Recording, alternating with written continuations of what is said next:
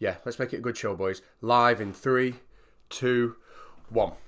Good morning. Now let's get straight to it. Let's get straight over to the scene where our reporter is talking with two flat earthers who are pretending to understand science. Apparently they're also pretending to give away $100,000 to anybody that can complete 3 of their most sophisticated challenges. Let's get over to our reporter as he asks them how this all started. Keep an eye out for the subtitles. How'd this come about? Yeah, well, back in late 2014, I stumbled across some early videos from Math Powerland, and within 30, 45 minutes, I knew that the photos from space of Earth were faked. I knew that water doesn't stick to the bottom of a spinning ball. It's never been replicated. So I've been in the movement for quite some time. So there we have it, 3 challenges, and we're going to look at all 3. Now, for any flat earthers out there who are confused by the number 3, please let Mark Sargent once again show us how we arrive at that number. 1, 2.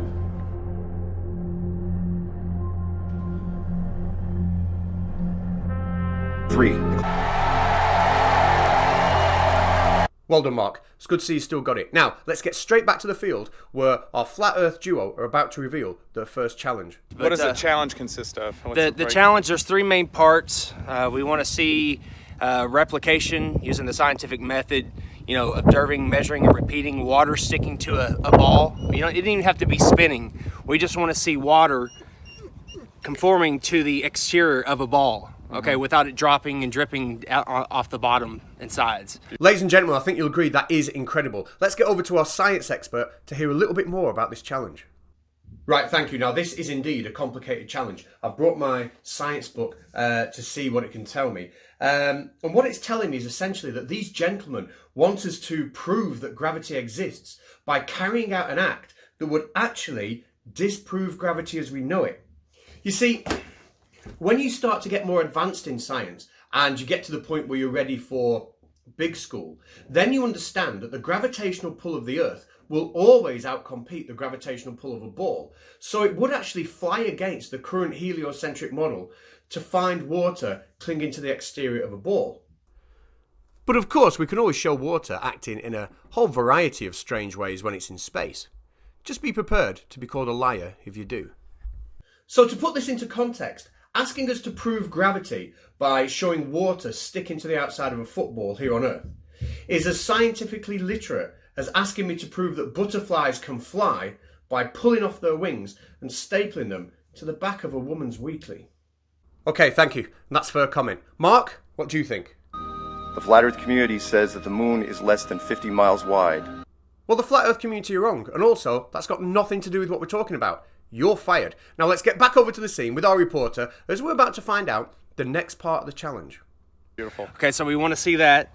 Have to be a big ball because of gravity. Absolutely, because Right. of gravity. This theory that supersedes the physics of water finding and maintaining level. Yeah. Okay, it's That a theory. supersedes the theory or law of thermodynamics. The that the second law of gas would escape into the vacuum. That's the third. All right. That's the third challenge is replicate using the scientific method, showing where a vacuum or zero pressure can exist next to a pressurized system. Yeah, it's the one with the B or J.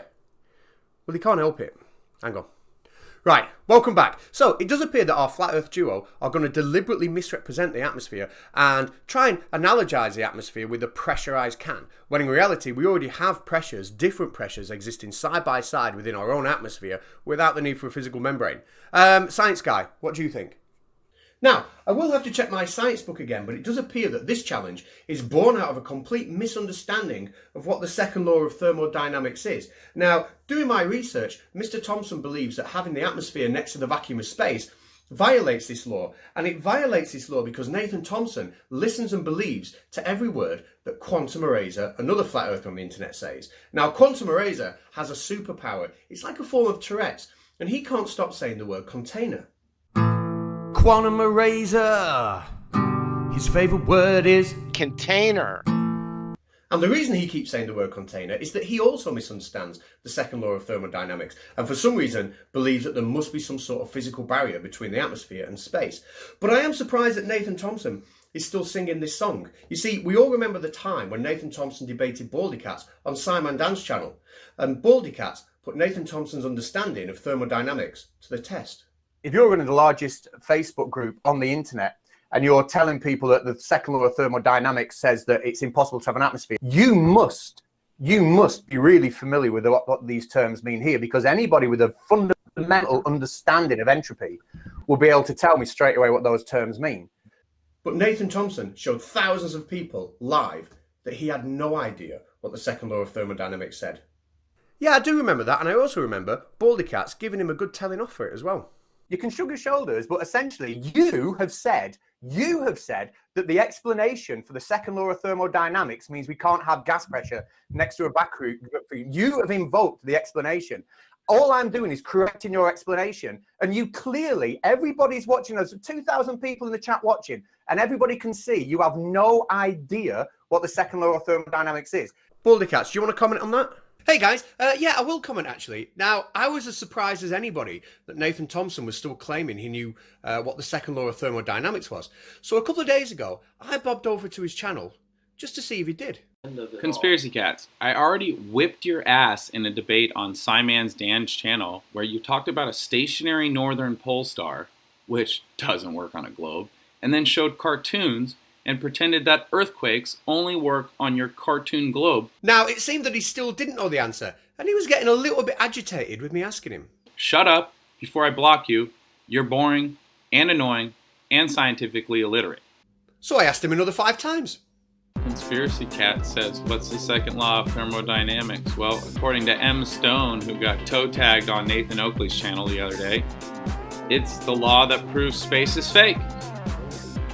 Conspiracy Cats just repeats himself like a broken record. So, Conspiracy Cats, adios, muchacho. Oh, Conspiracy Cats came back on his other channel to get blocked from that channel. How dumb. What a loser. How did the Conspiracy Cat, wow, back on a 3rd channel, asking the same question? Can you explain the second law of thermodynamics? Did I not explain that? There he is, Conspiracy Cat's patron. Can you explain the second law of thermodynamics? That's the 5th one. 5th channel. What a clown show.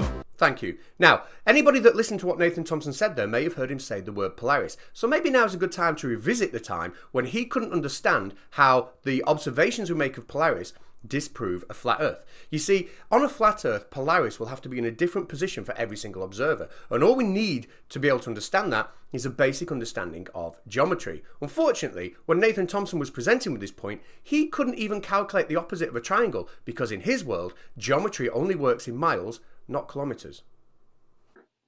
How would you calculate it, Nathan? I mean, so your argument is that the north, I personally can't calculate that. I don't work in kilometers. I normally work in miles. Anyway, science guy, you want to chip in on this point, don't you? Yes, Nathan Thompson does say that the atmosphere must burst into space because entropy must increase. Now, there is more chance of this little finger winning the men's 4x400 metre relay at the next Olympics than Nathan Thompson actually explaining to us what increase in entropy actually means. So let's remind him with this little clip here that actually describes an increase in entropy as an increase in the number of possible microstates. So let's use flat earther Quantum Eraser's house to examine this idea a little further. Now here, Quantum Eraser has bought himself a new house, and we're going to use this new house as an analogy for microstates and macrostates. I've linked a video in the description that does it with far better graphics than I can achieve. However, the macro state here is that Quantum Eraser is in the house. That's the big picture. It doesn't matter what room he is in, but we can describe him as being in the house. But of course, in reality, he could be in the bedroom, or he could be in his talking nonsense room. Now, the room he's in is what we're going to define as the microstate. But the microstate, whether he's in the bedroom or the talking nonsense room, isn't going to affect the macrostate, which is the fact that he is in the house. And to put this into context with a gas, the macrostate is just the overall large-scale thermodynamic properties of that gas. But if Quantum Eraser went and bought himself a bigger house like this one, then while we can still claim he has the same macrostate, he is inside the house, we can see that the number of rooms he can occupy, the number of microstates he can occupy, whilst having that macrostate of being in the house, is bigger. He could be in his bedroom, his talking rubbish room, his talking nonsense room, his talking shit room, and his talking crap room. He can be in any of those rooms, but yet still have the macrostate of being inside the house. Now we can compare that to the first house he bought, where there was only 2 rooms and 2 possible microstates. So we would say that the biggest house has an increased entropy. In other words, there are more possible ways that those particles could orientate themselves to give us the same macrostate. Awesome stuff. And of course, entropy does increase as energy goes from the sun to the earth and back into space via our atmosphere. And I've linked a video in the description that will explain that a little bit better. But for now, we need to get right back to the scene where the Brains Trust are about to reveal the final part of their challenge.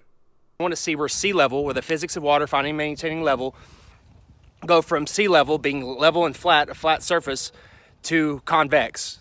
We want to see where sea level turns to sea curve, okay? Right, so it seems that they want to see curvature in water. Science guy, how are you going to answer this one? Well, the problem with this is that our friends want to see pictures of boats going over the horizon, or videos of boats going over the horizon, or videos of Earth from space, or pictures of simple tests you can do yourself to see the Earth's curve. But you see, the only reason they want you to show them these pictures and videos is so they can tell you that they don't believe in pictures and videos, and they actually want you to take them to the physical location where the Earth curves. Now, the short answer to that is, you already stood on it.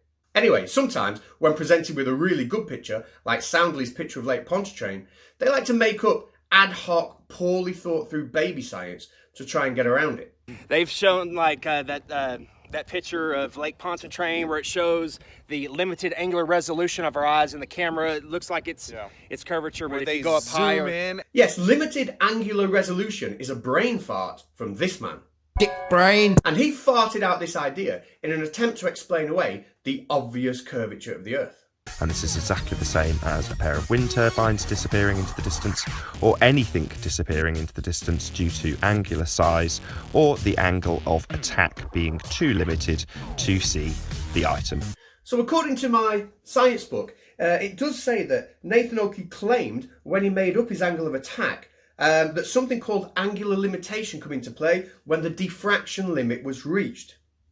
Now, it doesn't say anything else about that in my science book, because that's obviously all bollocks. As exposed by Baldy Cats when he pinned down Nathan Oakley and showed the world that Nathan Oakley couldn't even describe what the term diffraction meant, let alone explain how it leads to things vanishing from the bottom up. So there we go. So I'll ask one more time, what is diffraction? I'll give you 10 seconds, go. What's diffraction? Oh, it's quiet. He doesn't know what diffraction is. To be fair, you didn't give him 10 seconds. Oh, I'll give you 10 seconds to Google it. Go on, what's diffraction? So, ladies and gentlemen, there we have it. 3 flat Earth challenges that are so scientifically illiterate they could only come from the mind of a flat earther.